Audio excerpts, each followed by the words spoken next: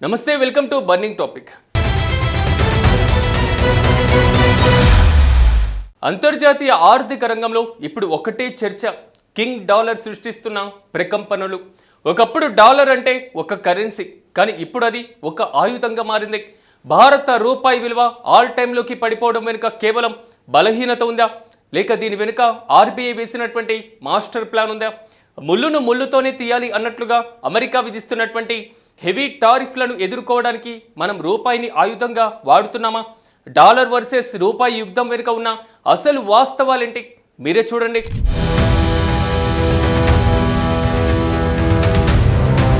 రూపాయి విలువ పడిపోతుంది, డాలర్ ధరకు రెక్కలొచ్చాయి, సామాన్యుడు బెంబేలెత్తిపోతున్నాడు.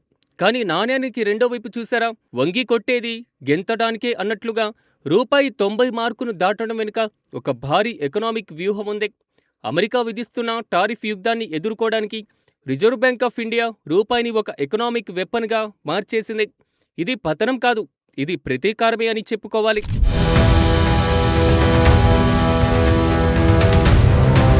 ప్రస్తుతం ప్రపంచ ఆర్థిక వ్యవస్థ ఒక క్లిష్టమైనటువంటి మలుపులో ఉంది.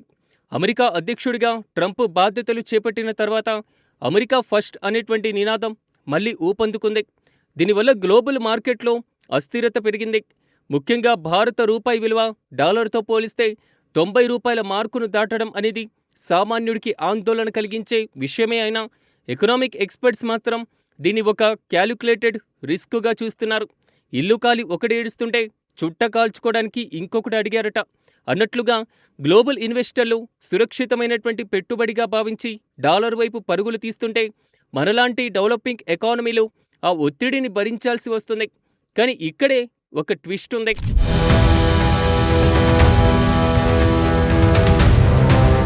ప్రస్తుతం అంతర్జాతీయ మార్కెట్లో భారత రూపాయి విలువ ఆల్ టైమ్ కనిష్టానికి చేరుకుంది.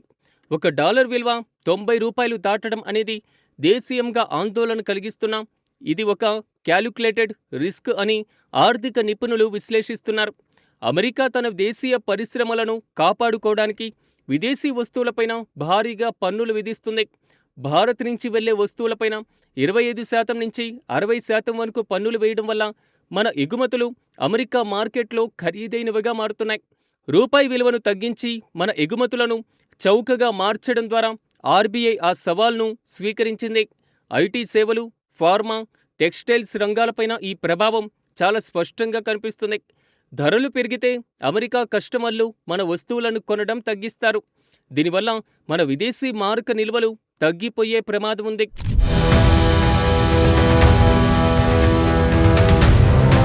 సాధారణంగా రూపాయి విలువ పడిపోతుంటే రిజర్వ్ బ్యాంక్ ఆఫ్ ఇండియా తన దగ్గర ఉన్న డాలర్లను మార్కెట్లోకి వదిలి రూపాయిని కాపాడుతుంది.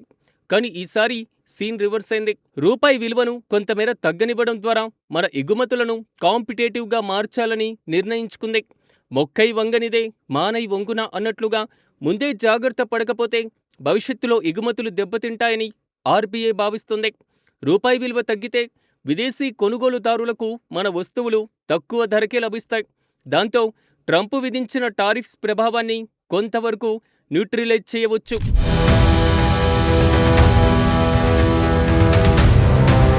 అమెరికా టారిఫ్ల వల్ల భారత ఎగుమతిదారులపైన 50,000 కోట్ల అదనపు భారం పడింది. ఇలాంటి సమయంలో రూపాయి బలంగా ఉంటే మన వస్తువుల ధరలు అమెరికాలో ఇంకా పెరిగి డిమాండ్ పడిపోయేటువంటి ప్రమాదం ఉంది. అందుకే రూపాయిని 85 నుంచి 90% చేరనివ్వడం ద్వారా మన ఎగుమతులకు 8 నుంచి 10% పోటీ ప్రయోజనం లభించింది. అమెరికా టారిఫ్లు భయపెట్టినా మన ఎగుమతులు ఇప్పుడు అక్కడ తక్కువ ధరకే దొరుకుతున్నాయి. దీనివల్ల టెక్స్టైల్స్, ఫార్మా, ఐటీ రంగాలకు భారీ ఊరట లభించింది.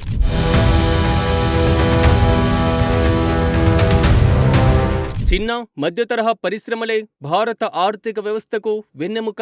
రూపాయి విలువ తగ్గడం వల్ల అంతర్జాతీయ మార్కెట్లో మన ఎంఎస్ఎంఈలు చైనా, వియత్నాం వంటి దేశాలతో పోటీ పడగలుగుతున్నాయి. సరఫరా గొలుసులో భారత తన పట్టును నిలబెట్టుకోవడానికి ఈ కరెన్సీ డిప్రిషియేషన్ ఒక వరంగా మారింది. దీనికి తోడు రిజర్వ్ బ్యాంక్ ఆఫ్ ఇండియా తన ఫోరెక్స్ రిజర్వులను దాదాపు $650 మిలియన్ పెంచి మార్కెట్ అస్థిరంగా మారకుండా సేఫ్టీ షీల్డ్ను ఏర్పాటు చేసింది.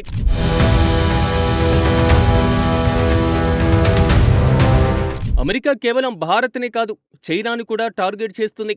చైనా కరెన్సీ యువాన్ కూడా భారీగా పడిపోతుంది. ఆసియా మార్కెట్లో చైనాతో పోటీ పడాలంటే భారత్ కూడా తన కరెన్సీ విలువను అడ్జస్ట్ చేసుకోవాల్సిందే. ఒకరిని చూసి ఒకరు వాతలు పెట్టుకున్నట్లు కాకుండా ఇక్కడ మార్కెట్ డిమాండ్ ప్రకారం నడుచుకోవడమే తెలివైన పని అని విశ్లేషకులు చెబుతున్నారు. చైనా వస్తువుల ధరలు తగ్గితే అంతర్జాతీయ మార్కెట్లో భారత వస్తువులకు డిమాండ్ పడిపోతుంది. అందుకే రూపాయి పతనం ఇక్కడ ఒక డిఫెన్సివ్ షీల్డ్గా పనిచేస్తుంది.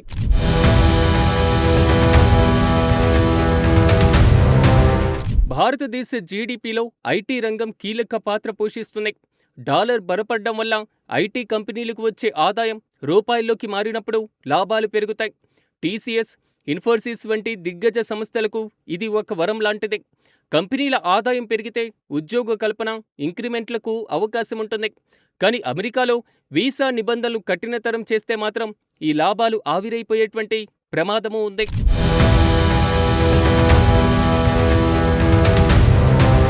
కరెన్సీ హెచ్చుతగ్గులు కేవలం స్టాక్ మార్కెట్లకు మాత్రమే పరిమితం కాదు.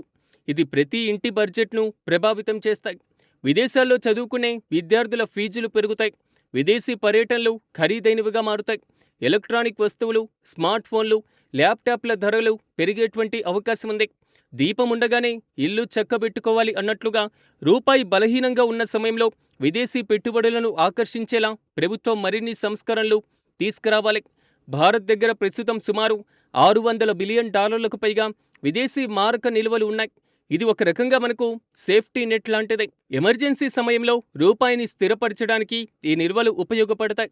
ప్రపంచ దేశాలు ఆర్థిక సంక్షోభంలో ఉన్నప్పుడు కూడా భారత్ నిలకడగా ఉండడానికి ఇదే కారణం.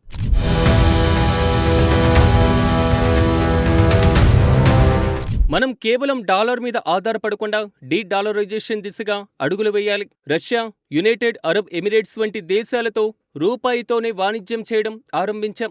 సముద్రమంతా ధైర్యంగా ఉండాలి, ఆవగింజంతా అదృష్టం ఉండాలి అంటారు. అంటే మనకు మార్కెట్ బలంగా ఉంది, కానీ అంతర్జాతీయ రాజకీయాల ప్రభావం నుంచి తప్పించుకోవడానికి సొంత కరెన్సీని బలోపేతం చేసుకోవడం ఏకైక మార్గం.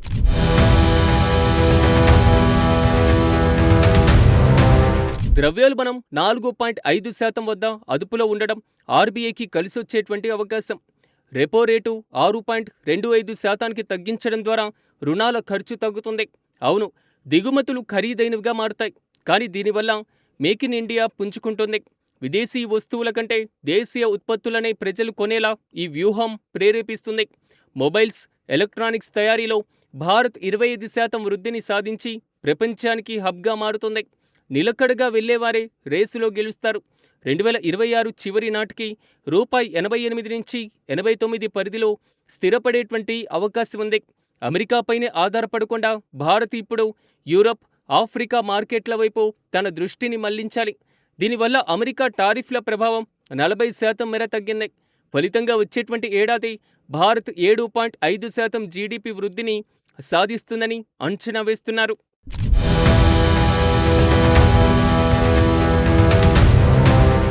సో డాలర్ 90 రూపాయలకి చేరుకుందని కంగారు పడాల్సినటువంటి పని లేదు. ఇది స్వల్పకాలికంగా సామాన్యులపైన కొంచెం భారమే వేసిన దీర్ఘకాలికంగా దేశీయ పరిశ్రమలు బలపడడానికి, కొత్త ఉద్యోగాల సృష్టికి ఇది ఒక పునాది. కష్టే ఫలి అన్నట్లుగా ఈ రోజుల్లో మనం చేసేటువంటి ఈ సర్దుబాటు రేపటి బలమైనటువంటి ఆర్థిక భారత్కు నాంది పలుకుతుంది. మొత్తంగా ఆర్బీఐ రూపాయిని ఆయుధంగా మార్చి అమెరికా టారిఫ్ యుద్ధంలో భారత్ విజయం సాధించింది. సామాన్యుడికి తాత్కాలిక ఒత్తిడి ఉన్న దీర్ఘకాలికంలో ఆర్థిక స్థిరత్వం, ఉపాధి అవకాశాలు మరింత పెరుగుతాయి.